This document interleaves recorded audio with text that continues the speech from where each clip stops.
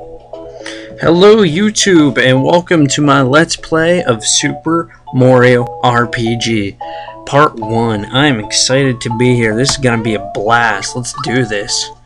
We're starting a new game here. This was a game made by, shoot. Wrong letter. This was a game made by Square and Nintendo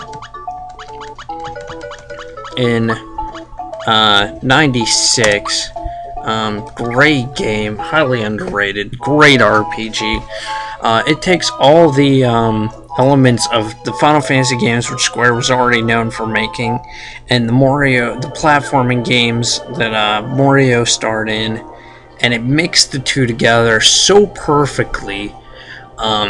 It just made a really fun, really unique, really interesting game that was like no other game that was out there, and it was a pure blast to play.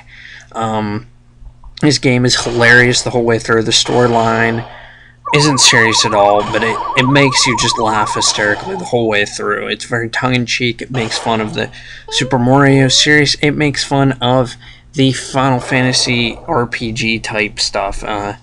It doesn't hold back any punches, and it's just funny the whole way through, and you can't help but love it. It's just one of those games that's just a lot of fun. It did a lot of unique things back in the day that weren't very popular or even seen in games to this point, particularly in RPGs. For one, you could jump on the world map. That sounds pretty stupid, a small thing, but it added a lot of fun little platforming things, and it kind of broke the boring walk around and get into battles. Another thing that it did was, as you can see the enemies walking around, there are no random encounters in this game. Every encounter is set, and you will see the enemy on the field, and you can avoid them as best you can, or you can just go right in and attack them. Just walk right into them. And the battle system was unique because rather than focusing on the active battle system, which was in all the Final Fantasy games at the time, this one focuses on a timing system, which you really didn't see in games at this point. And now you see it in just about every RPG you play. There's some sort of timing in the battle. Basically it works like this. I'm going to just do a regular attack. Mario runs up and punches. If I hit A right before he hits him and time it correctly, he'll add an uppercut to his attack, which adds a few more damage points. As you can see, that would be very, it can be very useful in boss type battles where you want to put out as much damage as possible every turn. As you can see, you just push every the battle menu set up a little bit differently too. Actually, I like to be able to scroll through the menu options rather than push the buttons like this is set up. Like, you click Y and that'll pull up your special abilities.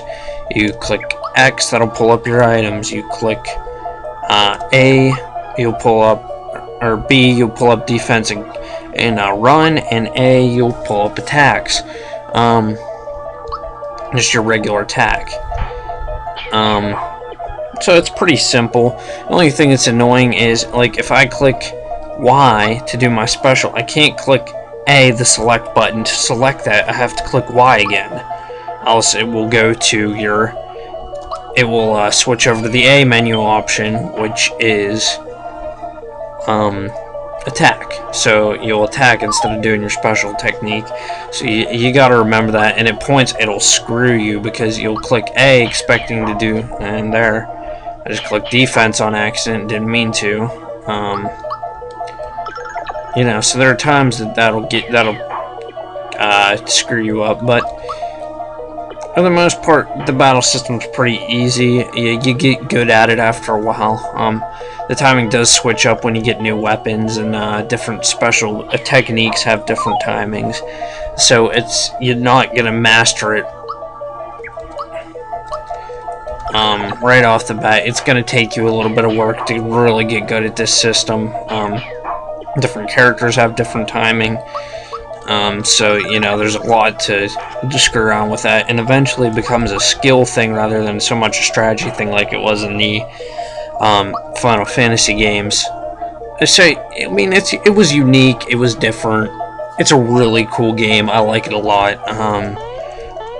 You're gonna hear me rave about this game at points. There's not a lot of bad I can say about this game. I mean, one of the few bad things I can say about this game is the storyline is not serious at all, but it's so funny that it more than makes up for the lack of seriousness, the lack of an interesting, followable storyline. You just find yourself laughing hysterically throughout major parts of it, so I like that a lot. It's one of the first storylines to just be based on comedy. One thing you'll notice, Peach, Princess Peach, as we all know her, is called Toadstool in this game. I don't know the history behind that. I'd have to ask somebody. I wasn't a huge Super Mario game player. I mean, I have played a lot of the newer ones, but to be honest, I haven't played the whole way through a lot of the older ones because, to be honest, I suck at platforming games. I'm just gonna be totally honest with that. Plus, I was more of a Sonic guy when I was a kid. So that's another factor in there. As you can see, I can attack Bowser all day long, and we'll just keep. Eventually, Peach yells, "Go for the chain!" Which I could have started tagging the chain right away, but I just wanted to, I don't know, attack Bowser. Yeah, so we'll just do some damage. It's pretty much impossible to lose this fight. He only takes one. I mean, you'd have to sit here and attack him for 20 times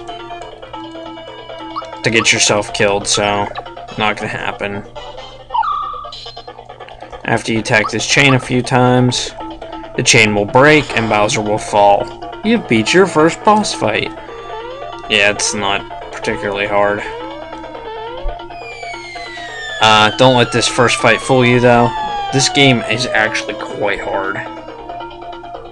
Now here comes one of the most ridiculous action sequences of all time. For one, where did Bowser get a hammer?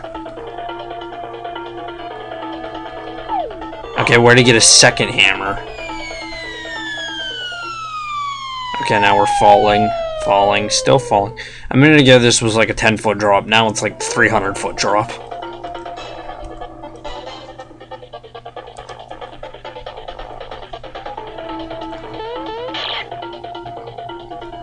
Funga? What a word. Now Mario apparently has learned to fly as he flies back up the 30 stories that he fell to this chain. Now he's not even holding on to that chain. Shriek! Mario! Why would she yell shriek? And title sequence! Wait.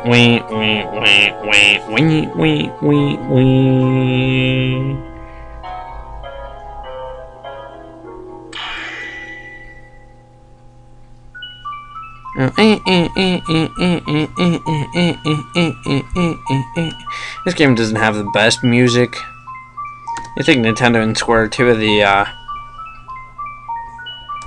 greatest songwriters, you know.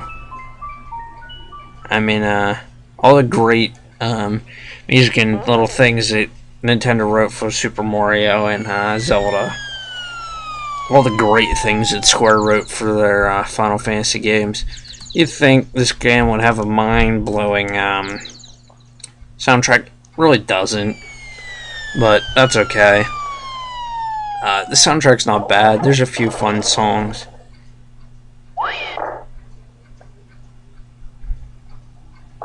There he's hanging up with his clothes.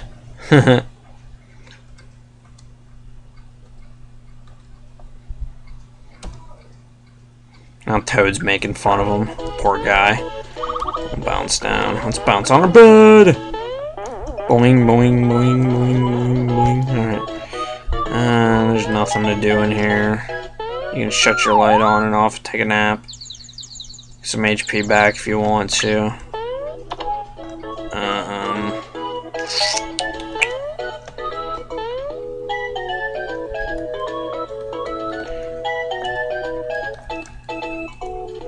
Yeah, other than that, there's nothing to do in the house. I'll go talk to Toad here. Where is she?